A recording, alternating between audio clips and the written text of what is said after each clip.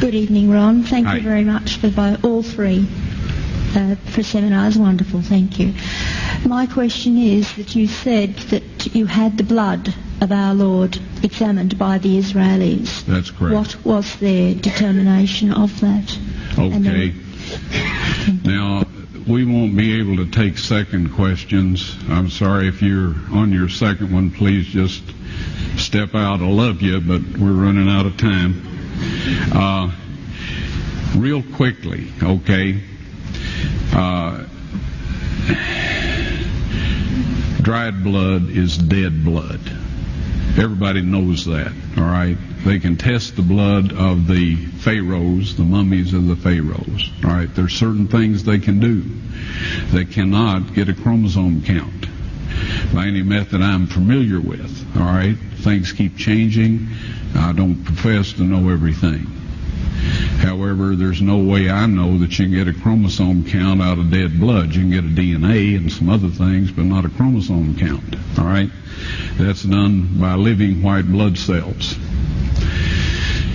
Now then, first of all, in this analysis, I took the blood into a laboratory in Israel. I asked one of the people I work with in antiquities, where is a good laboratory that does reliable work? And they said, such and such, such and such. I took it. I just said, please examine this blood and tell me what you can tell me about it. All right? They said, well, look, we're going to reconstitute it. We're going to put it in normal saline and keep it at body temperature for 72 hours with gentle swirling. All right? That's their business. That's great. I said, now I want to be there when you check it out. They said, fine. So I was back. They checked it out. I said, now, they said it's human blood. We can tell that.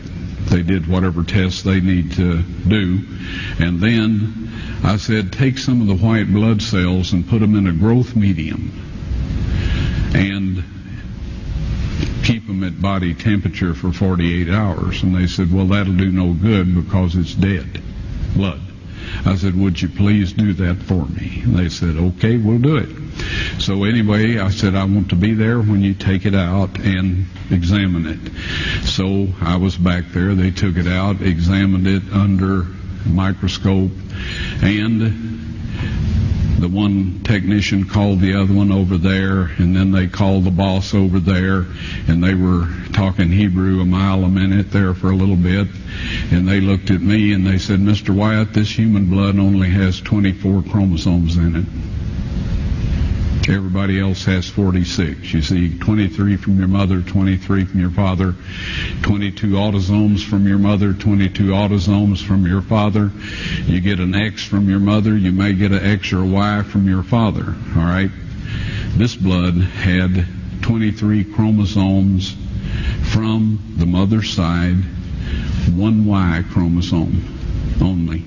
You see, a child could not have developed if they hadn't had the autosomes from the mother. So all of his physical characteristics were determined by his mother's side of the family, her autosomes.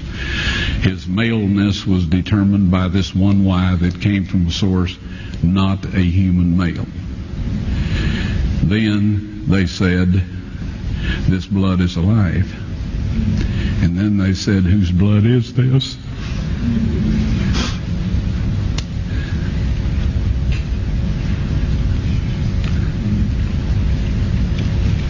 I said, it's the blood of your Messiah.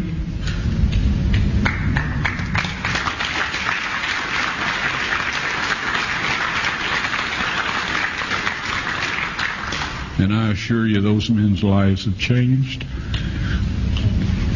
You're welcome.